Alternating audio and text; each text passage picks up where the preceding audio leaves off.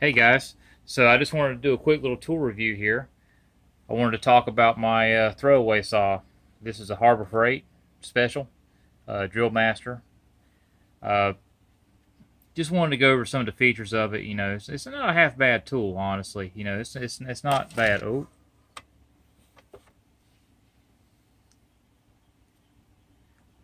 well, I might have spoken too soon. That just fell right out, didn't it?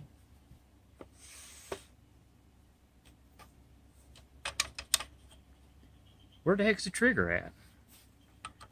Safety switch is still there. Where's the trigger?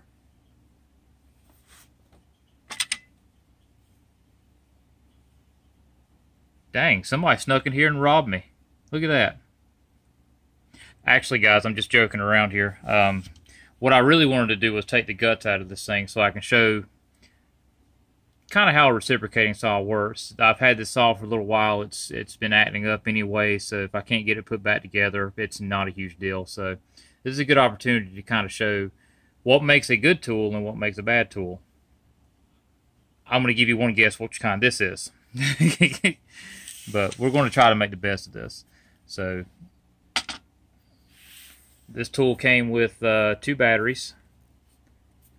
These are nickel cadmium, which is an older style battery. Most modern batteries are lithium ion. These are a little bit older of a generation. It's actually got a pretty strong spring on that switch there. It's actually not half bad. But these are only 1.3 amp hour. And I don't have tiny hands, but this thing's about the size of a Milwaukee 5.0. So there's not a whole lot of power density in this thing. It's got some weight to it though. So I guess you could throw it at somebody if you had to. Maybe that's one saving grace of it. I want to say this saw and 2 batteries was maybe $30, maybe $20. I don't know. It was cheap. But I took the other battery apart so we can kind of see what's going on in here. Take the lid off. So this is the little catch here. It's got a pretty decent spring on it. This is actually not a bad. This is actually not a bad way to do it. And there's kind of 2 tabs right there that rests on, and it's just kind of pinched in place when all the fasteners are on. So those are your contactors that hook into the tool. A couple of wires.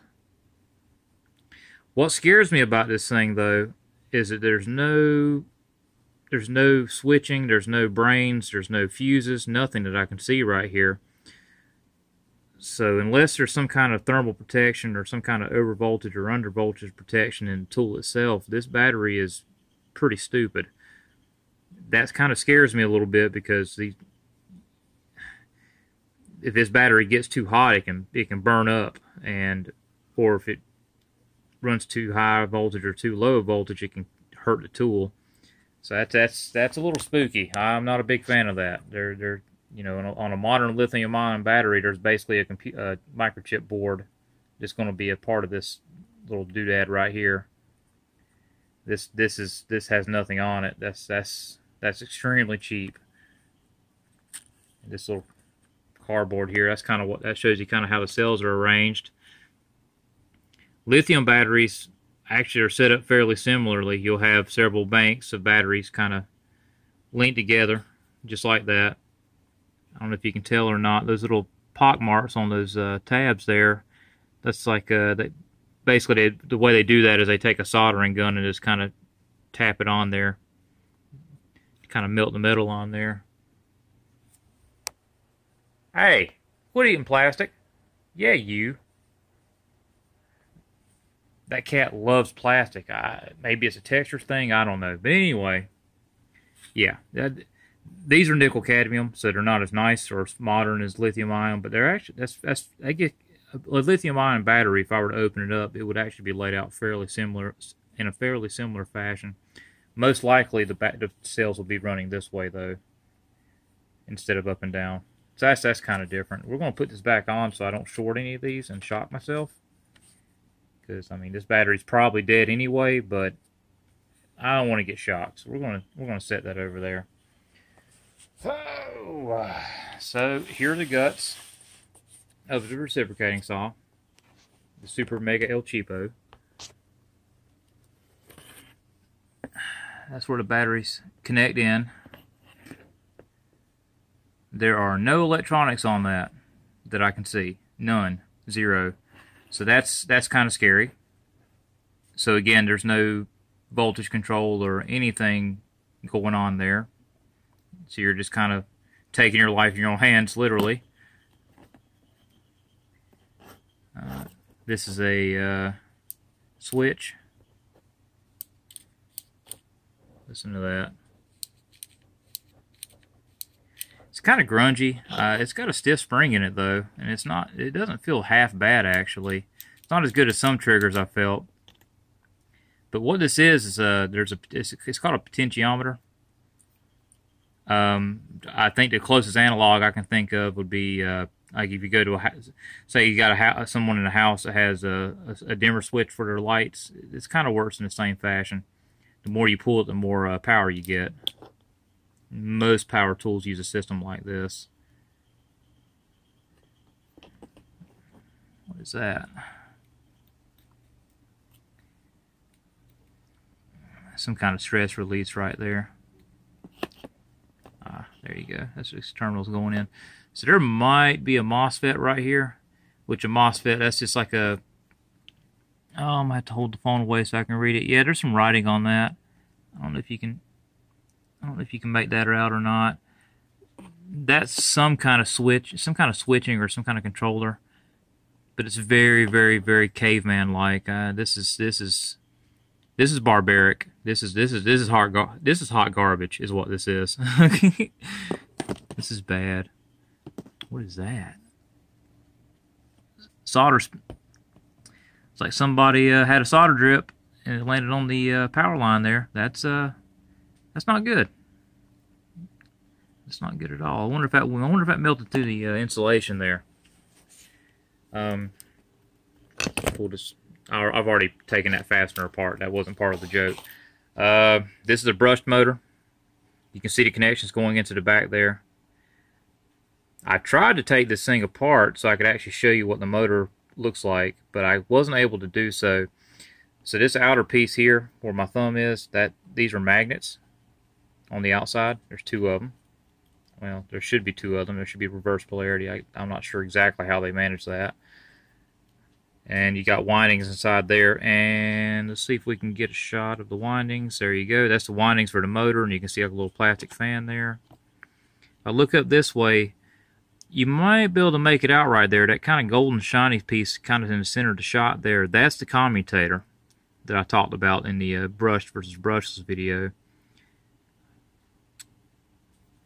And I can't really seem to get an angle where you can see the brush, but I think the brush is actually right here. But I can't seem to get an angle where we can see it, but you can definitely see the commutator back there. So as far as I can tell, this motor is not serviceable. I pried and tried, and she just ain't coming apart without me tearing it up. So maybe I'll get brave and cut it open with something like my grinder, just so I can get a look inside. Got a little gear on the end here. It's covered in grease. That gear is sharp. Wow, that's not blood. I'm good, but that is sharp. On gears like this, I mean, that's some kind of knockoff steel. I don't know. It's probably really poor quality steel, but the way they make that stuff, it's what they call powder injection molding. You know, the metal fibers are basically ground up, and they put additives in it, and they get it, and then they heat it up until it's molten, and they shoot it into a mold and cool it off, and it's a whole lot faster and a whole lot less intensive than grinding a solid piece or, you know, using machining. But it's also not as strong, not as high quality, but it's a lot cheaper. I can't get over this thing not having any kind of electronics in it though. That is, I'm lucky this thing didn't catch fire and burn my hands up. That blows my mind. I figured at least have some kind of fuse at least. But I've looked all over this thing, and I can't find any kind of fuses or anything. There might be a fuse inside this switch right here. Oops, I'm way out of frame. Holy crap. There probably is a fuse somewhere inside this switch, but I don't know. Anyway, hot garbage. Anyway, this still kind of demonstrates how reciprocating saws work, though, so at least I'm getting some use out of it. So that little tiny little gear turns this bigger gear. You got a universal joint right here, and when that turns, it goes one way or the other. But as it goes, this rod works its way back and forth. Let's see if I can get it to turn. There you go. Look at that. And that's how that works. That's how you change circular motion into back and forth motion. Yeah. That's pretty much it. That kind of demonstrates it. But yeah, this is hot garbage. Holy crap. I didn't realize how bad it was. I mean, I knew it wasn't going to be good because of how cheap these things are, but wow. I don't even think I'm going to put it back together. I think I'm just going to throw it out and just do something different. Maybe, I don't know. I might get brave enough to take apart one of my nitro tools at some point for one of these videos. I'm not quite sure I want to do that because sometimes these things can be hard to put back together. I've taken these apart before. So, don't hold your breath on that, but this is just kind of interesting. I don't know. I thought maybe you guys might enjoy it. But, yeah, so I'm going to throw this thing away, and I'm going to get on with my life, as you should do as well. Thank you. Hope you learned something.